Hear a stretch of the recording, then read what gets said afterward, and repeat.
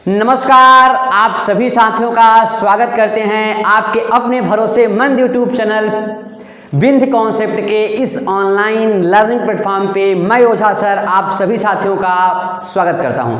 देखिए, आज हम आपसे पहले भी बताए होंगे, आपको पता ही होगा कि हम लोग GK GS, current affairs, static GK की क्लास लेके आ रहे हैं। ये क्लास आपके रेलवे ओरिएंटेड क्लास है। रेलवे के जितने भी एग्जाम होते हैं, चाहे वो रेलवे एनटीपीसी ग्रेजुएशन वाला एग्जाम हो, इंटरमीडिएट वाला एग्जाम हो, ग्रुप डी हो, या फिर एक आइसोलेटेड वाला एग्जाम आया है जिसमें जीएस और भी आपके एजुकेशनल में आपके एजुकेशन से क्वेश्चन रहेंगे, करंट अफेयर्स रहेंगे। तो जो जीएस का जो पोर्शन आता है, यहाँ पे हम जीएस के सभी क्लास, मतलब जितने भी टॉपिक उसके अंतर्गत आते हैं, हम प्रत्येक डे आपको जीएस का एक एक क्लास लेके सारे जीएस के सभी टॉपिक को क्लियर करेंगे। तो आज हमारा जो पहला क्लास है, ये हमारा सौर मंडल का क्लास है। सौर मंडल का लेक्चर 1 है। जितने भी क्वेश्चंस इसमें से बन सकते हैं रेलवे ओरिएंटेड, हालांकि और भी बच्चे इस क्लास को देख सकते हैं, लेकिन हमारा जो ये स्तर रहेगा, हमारा पूरा जो फोकस है वो केवल रेलवे के एग्जाम पे है।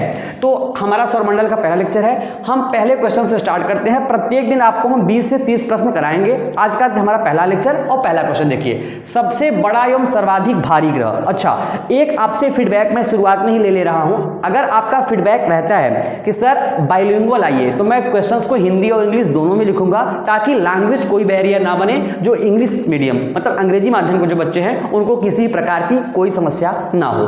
तो देखिए, सबसे बड़ा एवं सर्वाधिक जो भारी ग्रह होता है, ठीक है, हमारे यूनिवर्स में, वो हमारा बृहस्पति होता है। ठीक है, वो हमारा बृहस्पति होता है। एक एक क्वेश्चन को लिख लीजिए आप। मैं रेलवे ओरिएंटेड एकदम जो रेलवे पूछ सकता है उस प्रकार के क्वेश्चन को लाया हूं। हमारा जो लक्ष्य है वो 20,000 प्रश्न करवाने का है।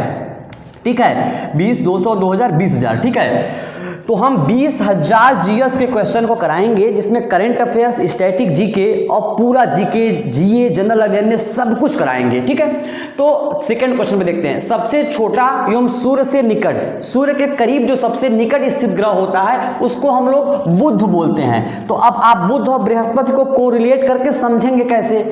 भाई, जो सबसे भारी है, सबसे भारी है मतलब वजनी है, तो वो बृहस्पति है, और सूर्य से निकट मतलब सूर्य के करीब जो स्थित है वो बुध है। अच्छा, अभी आपको हम और इससे रिलेट करते हैं, आगे चलते हैं। सूर्य के सबसे निकट का ग्रह, सबसे छोटा एवं सूर्य से निकट, ध्यान दीजिएगा, यहाँ पे सबसे छोटा भी है और सूर्य से निकट भी है, तो वो तो बुध है। लेकिन पृथ्वी के सबसे निकट का ग्रह, मतलब यहां पर पृथ्वी की बात हो रही है, तो आपको यह ध्यान देना है कि क्वेश्चन पूछा क्या है। जो क्वेश्चन पूछेगा उस हिसाब से आप आंसर देंगे।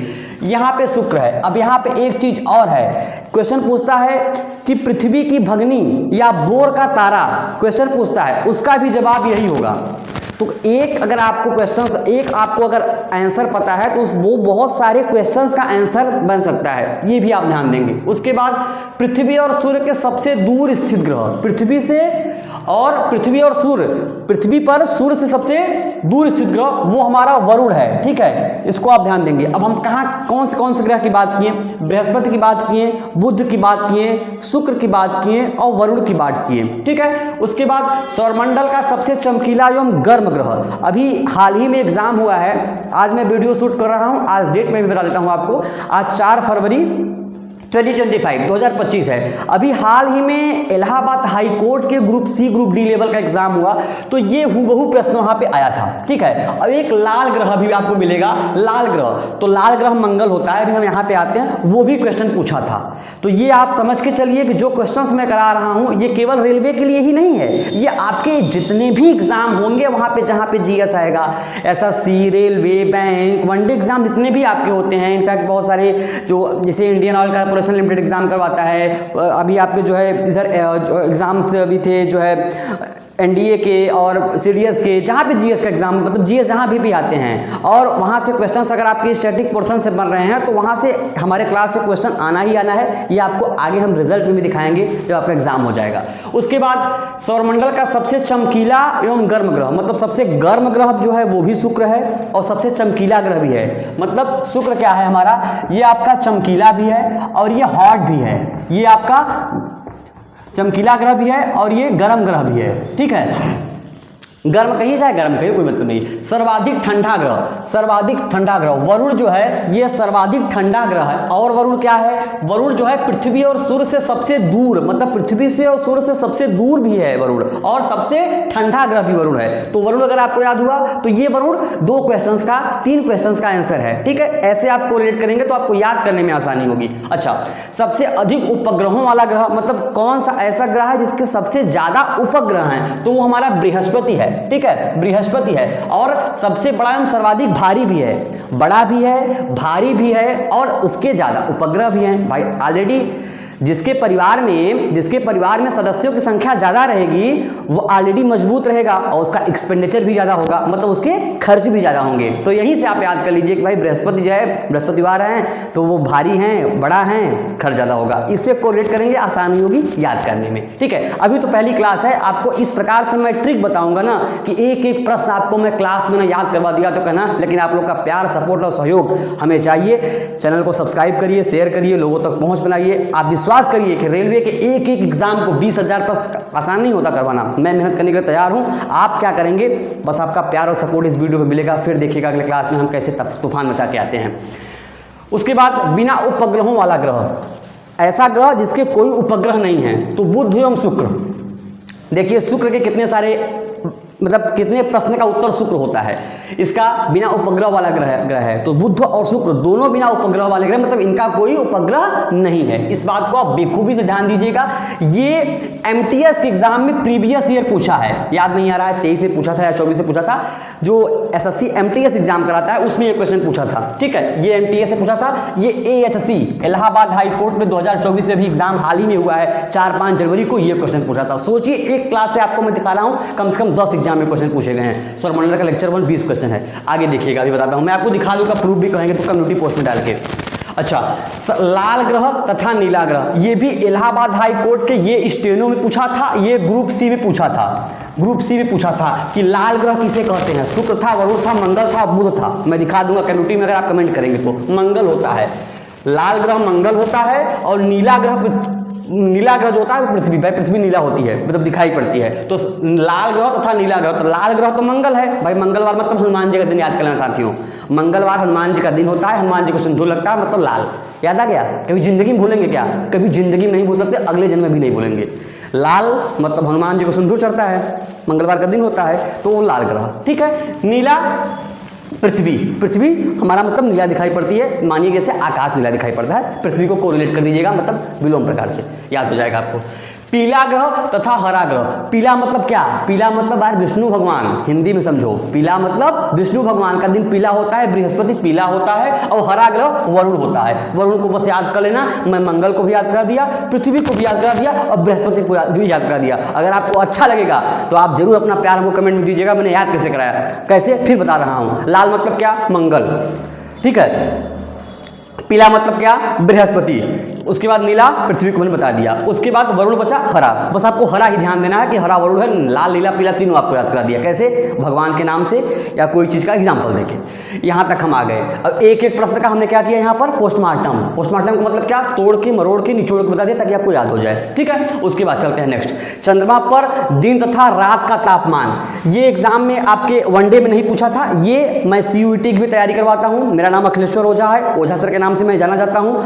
हम CUET मतलब सेंट्रल यूनिवर्सिटी एंट्रेंस टेस्ट में UG PG को भी पढ़ाते हैं, मैंने CHS के बच्चों को पढ़ाया है। तो ये क्वेश्चन जो है central university entrance test, sorry common university entrance test जो पूरे सेंट्रल यूनिवर्सिटीज का होता है, उसमें ये क्वेश्चन पूछा है। CUET UG 2024 में क्या पूछा है कि चंद्रमा पर दिन तथा रात का तापमान क्या होता है। तो चंद्रमा पर जो दिन का तापमान होता है वो 100 डिग्री सेल्सियस मतलब 100 डिग्री सेल्सियस होता है, तथा रात का तापमान -180 होता है। इतना भारी गिरावट टेम्परेचर में देखने को मिलता है। एग्जाम्पल में बता दे रहा हूं याद होने के लिए आपको। क्या?